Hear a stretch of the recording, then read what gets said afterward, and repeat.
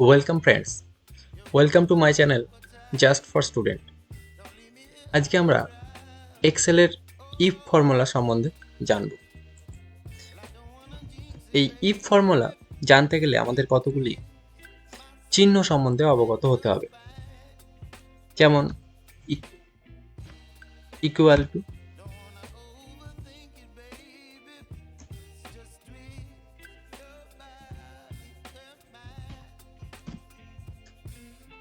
Equal,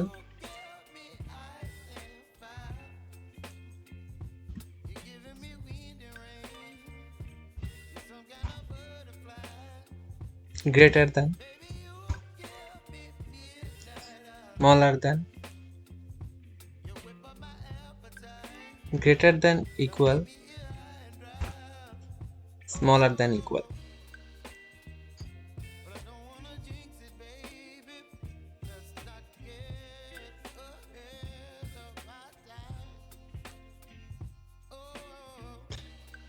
এই চিহ্নগুলি if formula প্রয়োগের ক্ষেত্রে খুবই প্রয়োজন। আমরা এখন ইফ ফর্মুলা লাগিয়ে আপনাদের বিষয়টি বোঝানোর চেষ্টা করব। আমরা এখানে কোয়ান্টিটির ঘরকে ইফ ফর্মুলা লাগাবো। এখানে আমরা ইফ ফর্মুলা ইউজ করি, যদি D8 কলামে যদি D8 সেলে আমার যে ফিগার আছে সেটি 20-র চেয়ে কম হয়, D8 figure is less than 20, তাহলে আমি কি দেব? তাহলে ভ্যালু হবে বিগ।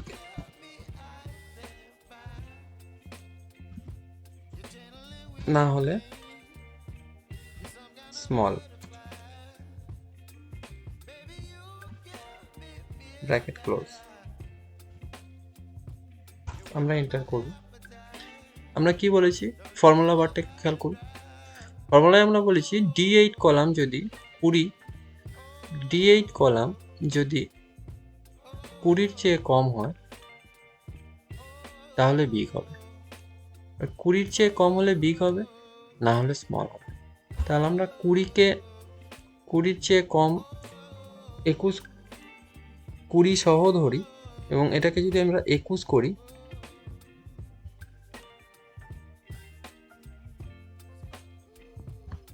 যদি আমরা 19 করি, দেখুন বিগ হয়ে যাবে।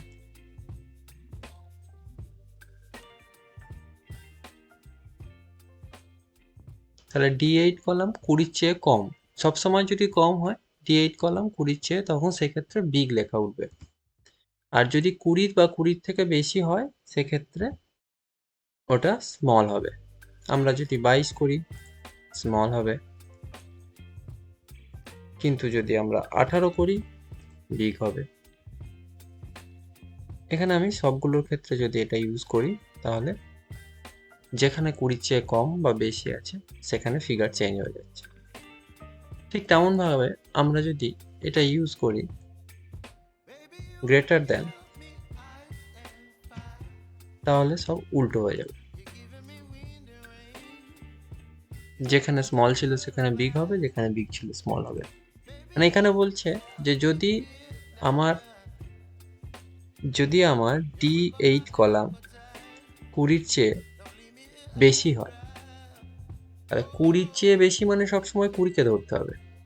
20-র চেয়ে বেশি হলে 20 এবং 20-র চেয়ে বেশি যদি হয় তাহলে সেটা বিগ লেখা থাকবে, এবং 20 বা 20-র চেয়ে কম হলেই সেটা হবে স্মল। তাহলে 18 আছে, সেই জন্য ওটা স্মল আছে। এটাকে যখনই আমরা 20 করব বা 21 করব তখনই ওটা বিগ হয়ে যাবে।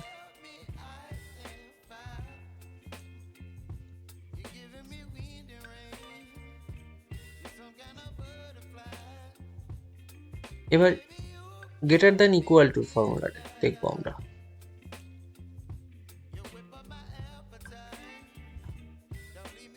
গ্রেটার দ্যান ইকুয়াল টুর ফর্মুলা হলো, যদি D8 column greater than equal to 20 হয়, তাহলে এটা আমরা রেড দেব।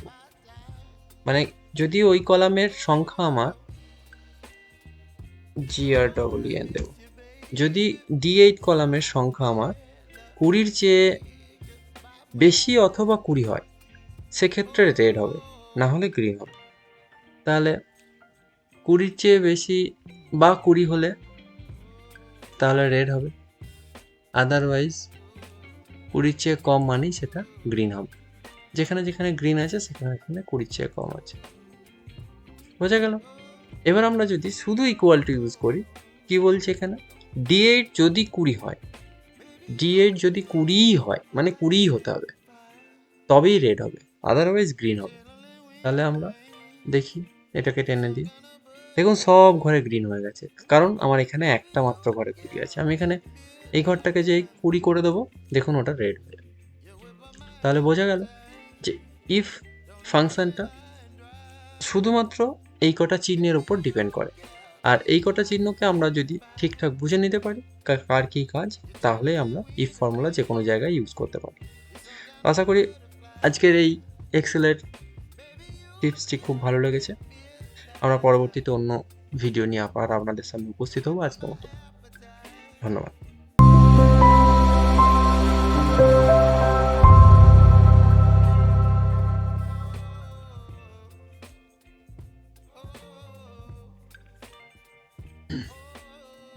ওয়েলকাম ফ্রেন্ড, আজকে আমরা কন্ডিশনের সঙ্গে কিভাবে সাম হয় সেটা আমরা দেখব।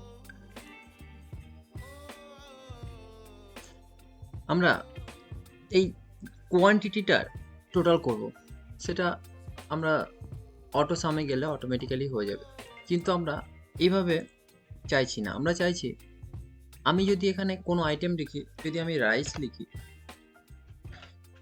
রাইসের কোয়ান্টিটিটা কত সেটা যেন এখানে চলে আসে।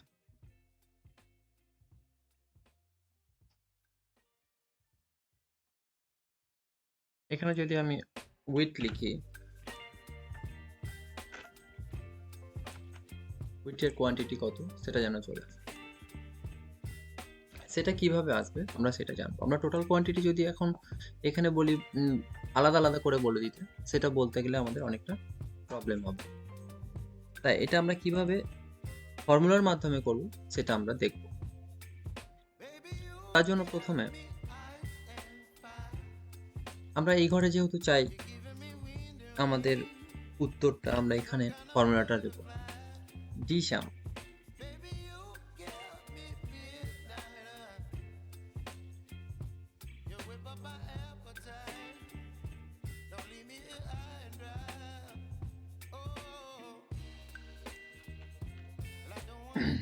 ব্র্যাকেট আমার ডাটাবেস চাইছে। এখানে ডাটাবেস হচ্ছে আমার টোটাল এই টেবিলটাই ডাটাবেস, কমা দেব। ডাটাবেসের ফল ফিল্ড, ফিল্ড অর্থাৎ আমি কোন ফিল্ডটায় চাইছি, মানে কোন ফিল্ডটার অ্যান্সার চাইছি। আমরা এখানে কোয়ান্টিটি ফিল্ডের অ্যান্সার চাইছি, তাই কোয়ান্টিটি দেব। ক্রাইটেরিয়া কি, ক্রাইটেরিয়া অর্থাৎ আমরা কোন কোন কলামের, আমরা এই আইটেম কলামের ক্রাইটেরিয়া চাইছি। আমরা আইটেম কলারের আইটেমস এবং যেখানে আমরা লিখব তার ক্রাইটেরিয়া। এখানে উইথ লিখব, রাইস লিখব, তার জন্য আমরা ক্রাইটেরিয়া আইটেমের নিচের ঘরটা সহ করে এন্টার। দেখুন টোটাল আমার কোয়ান্টিটি 373, এখানে 373 এসেছে, কিন্তু আমার দরকার এটা না। আমার দরকার হচ্ছে যে আমার রাইসের কোয়ান্টিটিটা কত। আমি এখানে রাইস লেখার সঙ্গে সঙ্গে আমার রাইসের কোয়ান্টিটি চলে আসবে 223,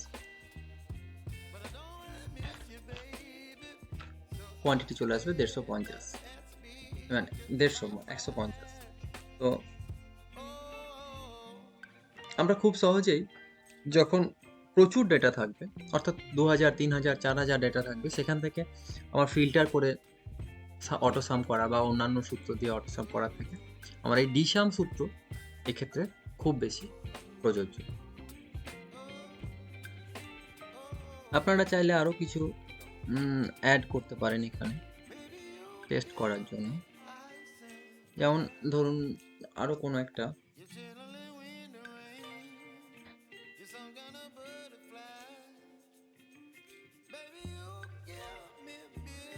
ধরুন আমরা পটেটোজকে অ্যাড করছি, 3টি পটেটোজ করি। 3টি পটেটোজ অ্যাড করার পর আমি পটেটোজের নর্মাল পটেটোজ 10 বস্তা 180 টাকা করে দিন। বেস্ট কোয়ালিটির পটেটো হচ্ছে 15 বস্তা, এটা হচ্ছে 250 টাকা করে। বেস্ট কোয়ালিটির পটেটো 11 বস্তা, এটা হচ্ছে 250 টাকা। এখন টোটাল পটেটো আমি কত করলাম?